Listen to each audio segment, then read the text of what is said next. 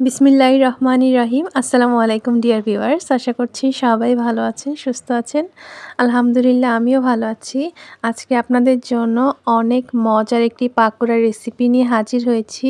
এই শীতে আপনাদের এই পাকোড়াটি খেতে কিন্তু খুবই ভালো লাগবে। তো এই পাকোড়াটি আমরা আজকে তৈরি করব। এই যে দেখেন, এখানে নিয়ে নিয়েছি পাতাকপি। পাতাকপিতে কিন্তু রয়েছে অনেক ধরনের পুষ্টি উপাদান এবং খনিজ উপাদান।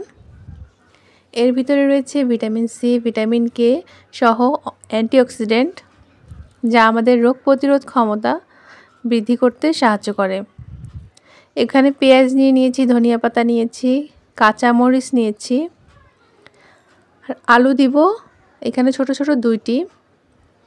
আলুর পরিমাণটা কম দেওয়ার চেষ্টা করবেন, আর পাতাকপির পরিমাণটা বেশি দেওয়ার চেষ্টা করবেন। আমি এখানে ভাপিয়ে নেইনি, আপনারা চাইলে ভাপিয়ে নিতে পারেন, তবে কাঁচা পাতাকপি দিয়ে এই পাকোড়াটা খেতে বেশি মজা লাগে।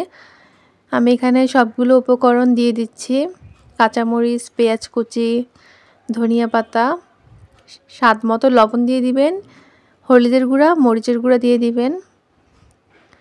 তারপর এখানে এখন দিয়ে দেওয়া হচ্ছে চালের গুঁড়া, তাহলে একটু ক্রিস্পি হয়। আপনারা 2 চামচ পরিমাণে চালের গুঁড়া, মানে আপনাদের পাতাকপির পরিমাণ অনুযায়ী আপনারা সবগুলো উপকরণ দিবেন। আর ম্যাগি মশলাটা দিচ্ছি, কারণ ম্যাগি মশলাটা দিলে টেস্টটা অনেক গুণ বেড়ে যায় আর খেতে খুবই মজা লাগে। তো আপনারা শীতের মধ্যে এখন যেহেতু পাতাকপি পাওয়া যাচ্ছে, আপনারা চেষ্টা করবেন এই পাকোড়াটা করে খেতে বাসায়।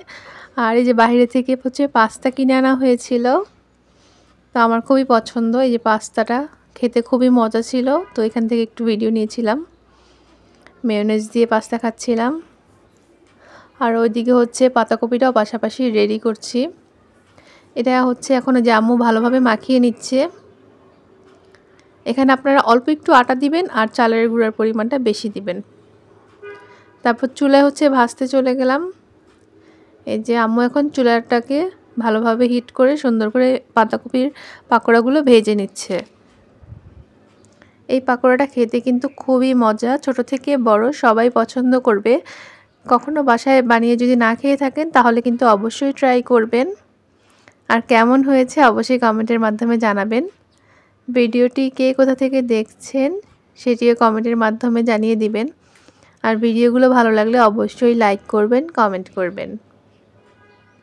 এখন যেহেতু শীত চলে এসেছে, ভাপা পিঠা না খেলে কিন্তু হয় না। কিন্তু এটা বাসায় বানানো ভাপা পিঠা না, এটা কিনে আনা হয়েছে। তো ভাপা পিঠা খাচ্ছিলাম, আর এখন কিন্তু মোটামুটি আস্তে আস্তে ভালোই শীত পড়ে যাচ্ছে। আর এদিকে আমার পাতাকপি ভাজা কমপ্লিট। তো এগুলো খুব গরম গরম খেতে কিন্তু খুবই মজা লাগে। আমি চুলার কাছ থেকে 1-2 করে নিয়ে আসতেছিলাম আর খাচ্ছিলাম গরম গরম। তো এই রেসিপিটা আপনারা অবশ্যই ট্রাই করবেন। আমার ভিডিওটি দেখার জন্য আপনাদের সবাইকে অসংখ্য ধন্যবাদ।